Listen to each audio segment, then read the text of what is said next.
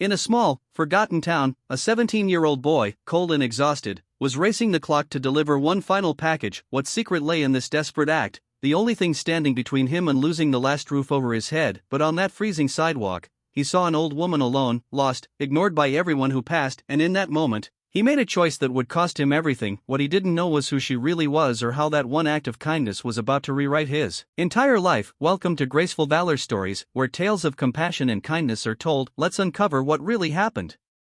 The wind had teeth that evening. It slipped through coat sleeves, bit at the tips of fingers, and whistled through the quiet streets of Maple Hollow like a warning no one listened to. It was early winter in a town that didn't rush for anything. The sun had dipped early, casting the sidewalks in soft gray, and the street lights hadn't quite made up their minds whether to flicker on or stay dark. Eli Turner pedaled hard down Oak Ridge Avenue, his breath showing in quick bursts. His jeans were too thin for the cold, his hoodie zipped all the way up, and the fingers clutching his handlebars were raw from the wind. He was 17, thin from more than just growth, and riding the same beat-up bike his mother had once used to get to work back before the cancer took her, and the world went quiet. The bike had rust on the pedals, a bent-back rack, and a squeaky chain Eli tightened every 3 days. It wasn't much, but it was all he had. As slung over his shoulder was a faded blue delivery bag, half-zipped, inside a paper-wrapped parcel, the last delivery of the day. If he made it before 8 o'clock, he'd scrape together just enough to pay for one more week at the rundown boarding house where he rented a room the size of a closet. If he didn't, the landlord had made it clear: no payment, no key. Eli didn't have a safety net, he didn't have a plan B, only the ticking of the town clock behind him, the ache in his knees,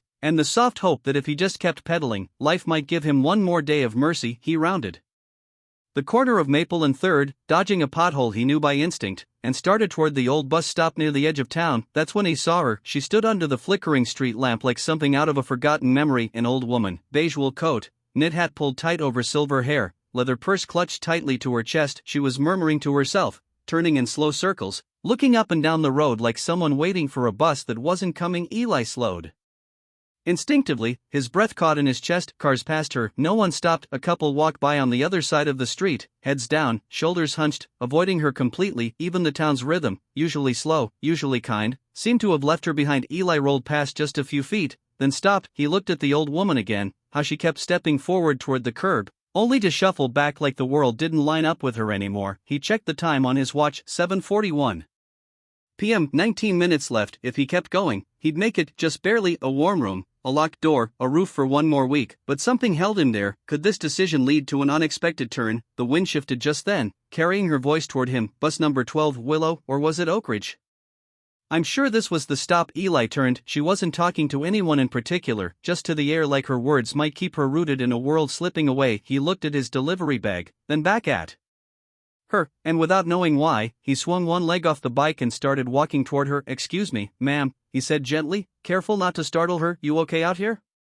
She blinked. It took her a second to register him, then she smiled, soft and distant. I was trying to get home, she said, but I think I missed the bus, or maybe the bus missed me. Her voice cracked like thin ice. Eli looked around. There were no other buses coming, no drivers in sight, just wind, frost, and one small figure shivering on the curb. Do you know your address? He asked. She looked down at her purse, fumbled with the zipper. Out came tissues, coins, a faded lipstick with no cap, but no address, nothing useful. Just when Eli was about to give up, he noticed something glint around her neck, a pendant, oval, silver. He leaned closer, trying not to invade. There on the back, tiny cursive letters etched in delicate script, Velen Rosewood 48, Oak Hill Drive. His stomach dropped. Oak Hill Drive was almost 2 hours away by bike, and the road to get there, mostly uphill. He could already feel the ache forming in his legs just thinking about it. But then he looked back at her, Evelyn, the way she looked at him, like she had no one else to ask, like she didn't expect him to stay, and he knew if he left her now, she'd still be standing there when the last bus passed, still waiting for something that wasn't coming. He closed his eyes for a second. The boarding house was gone now. He could feel it. He exhaled, looked up, and forced a smile. Well, Miss Sun, he said, lifting the back rack of his bike, it's a long way, but I think we can make it. She looked at him, unsure, then, slowly, carefully,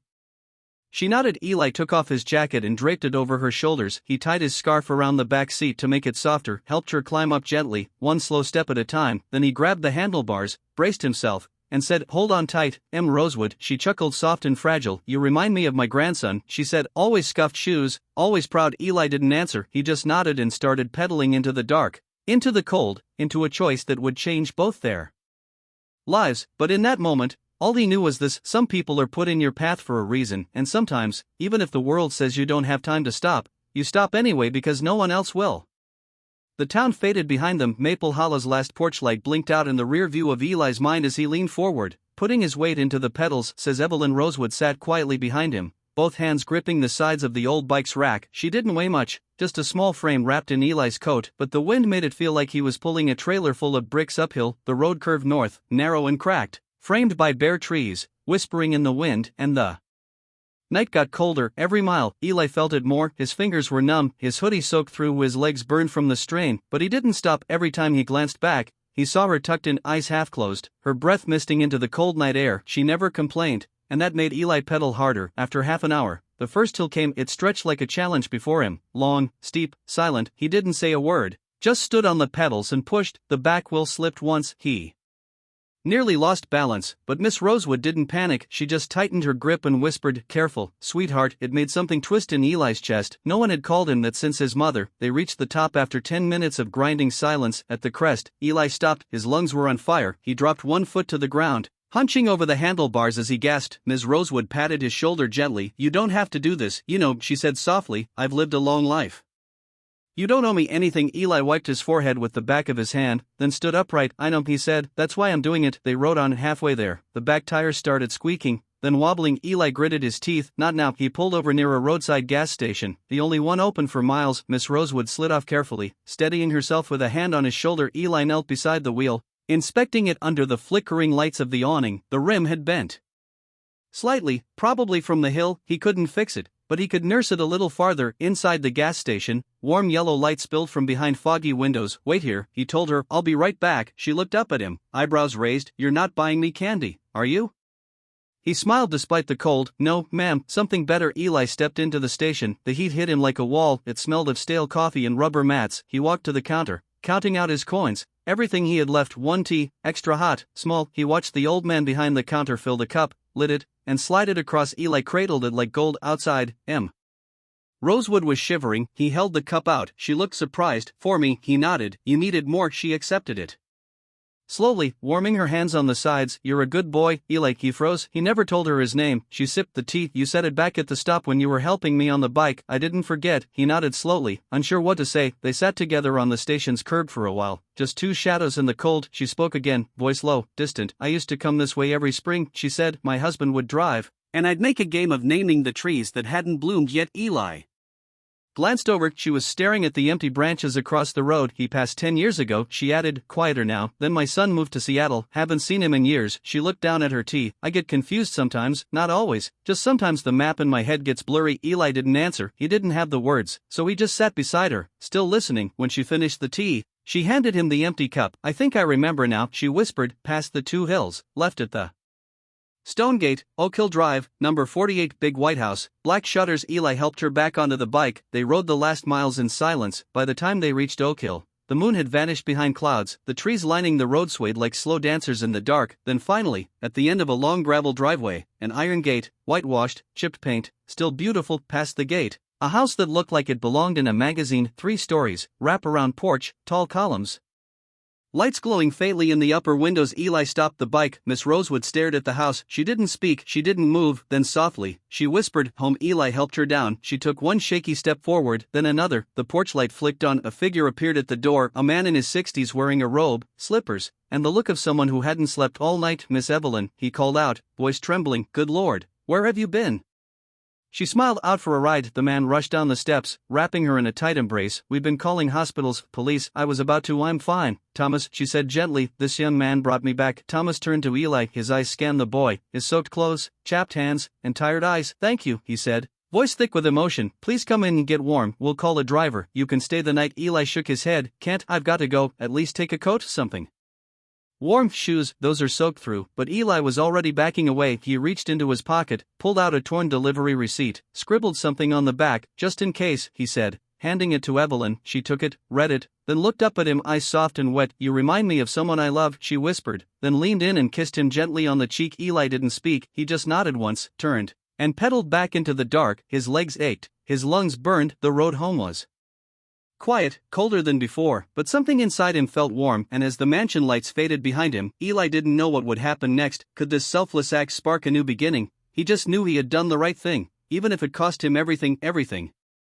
By the time Eli made it back into town, The street lights were flickering off, the sky had turned a pale gray, hinting at snow, but not quite brave enough to fall. His breath came in slow clouds now, steady and heavy, each exhale laced with exhaustion. He coasted down the final block to the boarding house, his knees like fire, hands barely gripping the handlebars. The building loomed ahead, narrow, peeling paint, one shutter half hanging from the second-floor window. Eli's bike crunched over gravel as he rolled into the driveway. He reached into his hoodie pocket for the key. Nothing. He checked again, other pocket, bag zipper, back jeans pocket, still nothing. His heart skipped. He dropped the bike, crouched beside it, rummaging through every inch of his delivery satchel, every fold in his jacket, but the key wasn't there. Then he saw it, a plastic grocery bag left on the front porch step, in a pair of rolled-up socks, a cracked phone charger, a t-shirt, and a balled-up hoodie. His belongings. What little he owned in the world taped to the front door, a white note in thick black marker, past due. Locks changed. Eli didn't move for a long moment. He just stood there, staring at the door, bike beside him, fingers frozen, eyes burning. No warning, no grace period, just gone. He sat on the top step, arms wrapped around his legs, trying to breathe through the silence, but the cold didn't wait. It crept under his sleeves, into his shoes,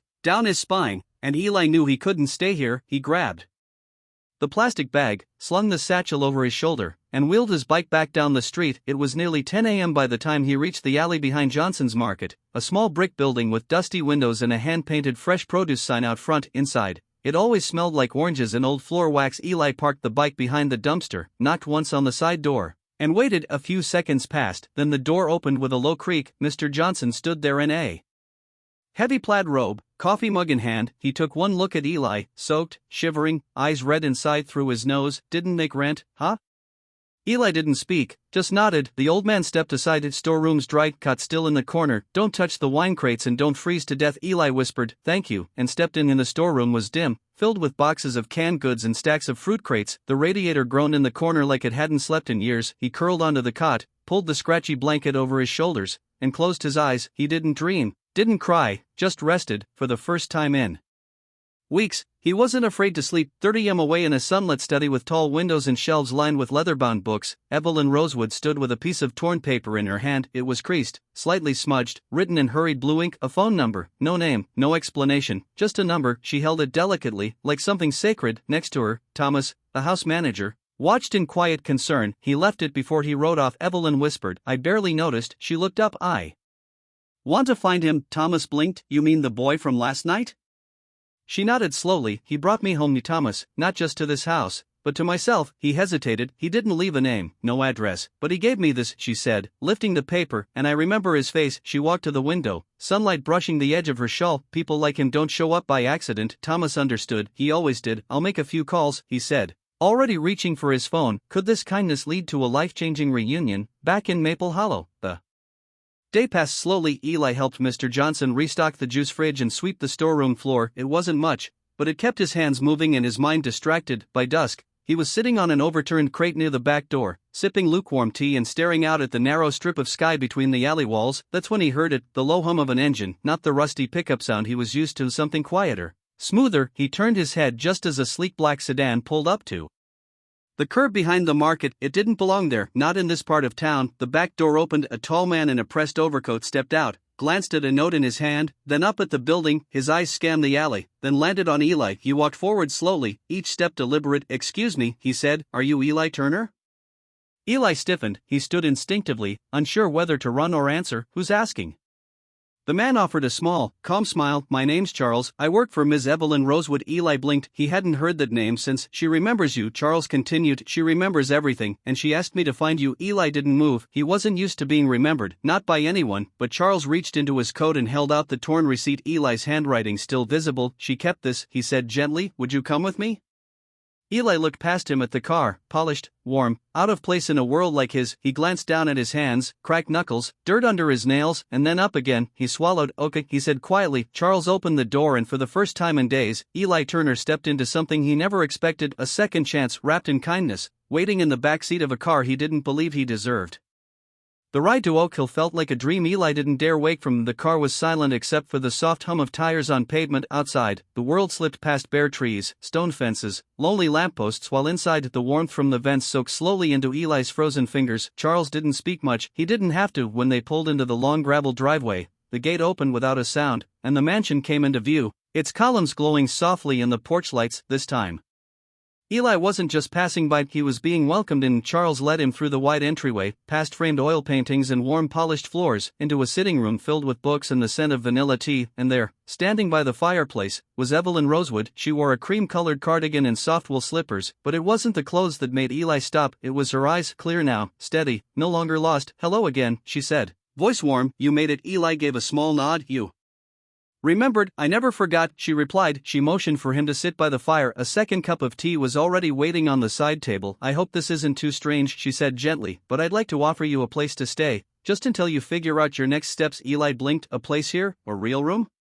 She smiled. "Not a cot, not a floor, with a bed and a desk and heat." He opened his mouth to speak but couldn't find the words. Evelyn leaned in. "You don't owe me anything, Eli, but you gave me something I didn't even know I'd lost: dignity. When I was standing at that bus stop, people walked by like I didn't exist. You stopped and you saw me." She paused, her voice growing quieter. "Now, I'd like to see you grow, if that's something you still want." Eli looked down at the teacup in his hands, his fingers were still trembling. "I never finished school," he said. "Didn't have time or money." Evelyn nodded. "Well, we can fix both." She stood, walked to a nearby cabinet, and pulled out a folder. Inside were documents, applications, a plan, and at the very bottom, handwritten in looping script, "Oak Hill Kindness Fund," in honor of where it all began. "I've been thinking a lot these past few days," she said, "about how many people are out there like you, good hearts, just stuck." She looked at him. "I want to help them, and I want you to help me do it." Eli's brow furrowed. "What do you mean?" "I want you to help run it." She smiled gently. "The fund, the outreach, everything. You already know how to recognize people falling through the cracks." "I can't teach that." He stared at her. No one had ever said something like that to him before. "Not just you deserve help, but you matter, you have something to offer." The next weeks passed like pages turning. Eli moved into a second-floor bedroom with tall windows and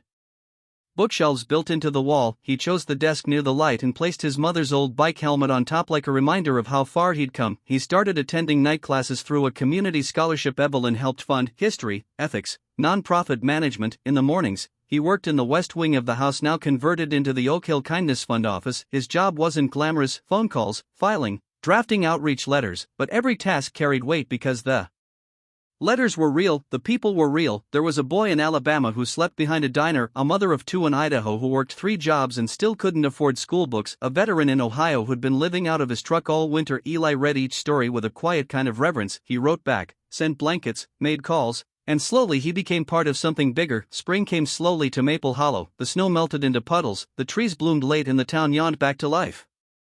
One bright Saturday, Eli pedaled through downtown on a newer bike, still modest but solid. He wore a canvas messenger bag over his shoulder and a soft gray sweater Evelyn had insisted he take. As he passed the bus stop on Maple and 3rd, he slowed. It was empty now, no passengers, no cars rushing by, just the wind and the quiet hum of memory. Eli stopped, resting one foot on the pavement. He looked at the curb, then at the bench, then at the place where a woman once stood, confused, forgotten, waiting for someone to notice, and he smiled. Not a big smile, not for show, just a small quiet smile because he remembered, and he knew someone else might stand there one day and someone somewhere would stop, maybe him, maybe another, but someone, because kindness doesn't disappear, it echoes, it rolls forward like wheels on asphalt, like warmth and cold hands, like one stranger reaching out to another without asking why. Eli Turner never became famous, he didn't need to, but the people he helped, the students, the mothers, the veterans, they remembered. And long after the night he gave up everything for a lost old woman on the side of the road, he realized he hadn't lost a thing. He had found his place, and for the rest of his life, he never stopped pedaling toward people who needed someone to stop. In our darkest moments, kindness still finds a way, often in the quietest places. Not everyone who helps wants recognition, some just need to know that today someone isn't going hungry, and sometimes that alone is enough to change a life. You may forget the story, but if no one retells it, history stays silent forever. Subscribe to Graceful Valor Stories, where justice is honored, kindness is remembered, and no act of quiet heroism is ever lost.